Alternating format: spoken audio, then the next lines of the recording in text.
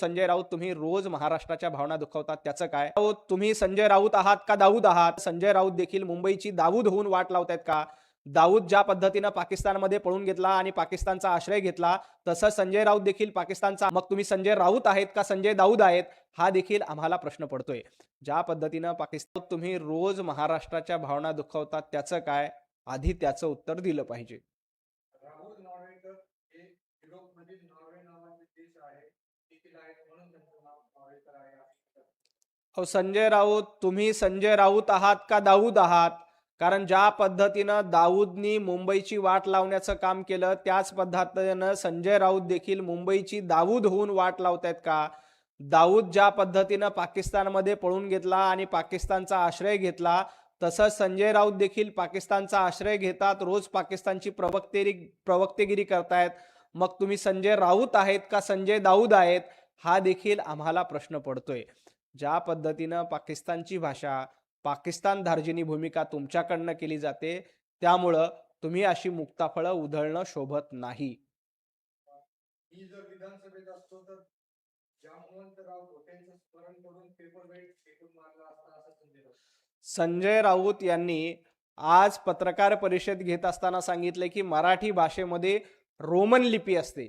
आता संजय राऊत मराठी भाषेमध्ये रोमन लिपी असते हा जावई शोध तुम्ही कुठे लावला? आणि तुम्ही अशा पद्धतीनं जी देवनागिरी मराठी भाषेची लिपी असते ती सोडून पत्रकार परिषदेमध्ये सांगितले की रोमन लिपीमध्ये राहुल नार्वेकरांना वाचता येत नाही. अहो तुम्हाला मराठी भाषेची लिपी रोमन आहे का देवनागिरी हे माहीत नाही आणि तुम्ही काय पेपर वेट घेऊन मारणार? त्या ठिकाणी पत्रकार असते, सुज्ञ असते तर त्यांनी देखील तुम्हाला एक मारली असती. तुम्ही मराठी भाषेला रोमन लिपी, देवनागिरी लिपी हे देखील तुम्हाला कळत नाही आणि मराठी भाषेचा गवगव, मराठी भाषेचा उदो करायचा कसा हे महाराष्ट्रातल्या जनतेला माहिती आहे.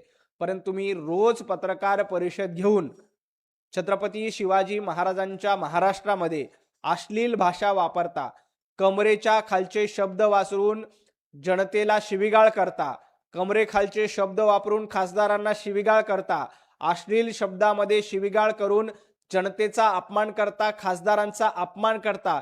एवढंच नाही तर समोर असलेल्या बूमवर माईकवर थुंकण्याचं पाप देखील संजय राऊत तुम्ही केलेलं आहे. ज्यांनी अश्लील भाषेत शिवीगाळ केली, ज्यांनी माईकवर थुंकले, अशांचा अपमान महाराष्ट्रातल्या जनतेनं वेळोवेळी केलाय. त्यामुळे संजय राऊत तुम्ही मराठी भाषेचं फार ज्ञान असल्याच्या आविर्भावात असू नका. तुम्हाला मराठीमध्ये रोमन लिपी आहे का देवनागिरी लिपी आहे हे देखील माहीत नाही. तुम्ही बूमवर थुंकताय, तुम्ही सातत्यानं अश्लील भाषेमध्ये शिवीगाळ करतायत. हा कसला मराठीचा सन्मान? मराठीचा सर्वात जास्त अपमान कोणी केला असेल तर संजय राऊत तुम्ही केलेला आहे. कारण मराठी भाषेमध्ये शिवीगाळ करणं, मराठी भाषेचा वापर करून इतरांचा अपमान करणं ही दुर्बुद्धी तुम्हाला सुचते आणि त्यामुळे संजय राऊत आधी तुम्ही महाराष्ट्राची माफी मागावी. राहुल नार्वेकर यांनी दिलगिरी व्यक्त केली आहे. तुम्ही शिवीगाळ केली त्याबद्दल दिलगिरी व्यक्त करणार आहात का? तुम्ही बूमवर थुंकलात त्याबद्दल माफी मागणार आहात का? तुम्ही कमरेखालचे शब्द वापरले त्याबद्दल माफी मागणार आहेत का?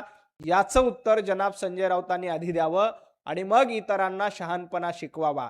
मुळामध्ये राहुल नार्वेकर यांनी या प्रकरणामध्ये दिलगिरी व्यक्त केली. त्यांच्या भावना महत्त्वाच्या होत्या आणि त्या भावना त्यांनी सभागृहापुढे मांडल्या. परंतु त्यांच्याकडनं चूक झाली, प्रिंट मिस्टेक होती, फॉन्ट छोटा होता.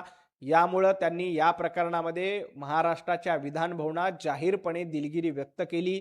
तुम्ही आता संपूर्ण महाराष्ट्रासमोर मराठी भाषेत शिवीगाळ केल्याबद्दल जनाब संजय राऊत कधी दिलगिरी व्यक्त करणार आहेत हा माझा त्यांना सवाल आहे.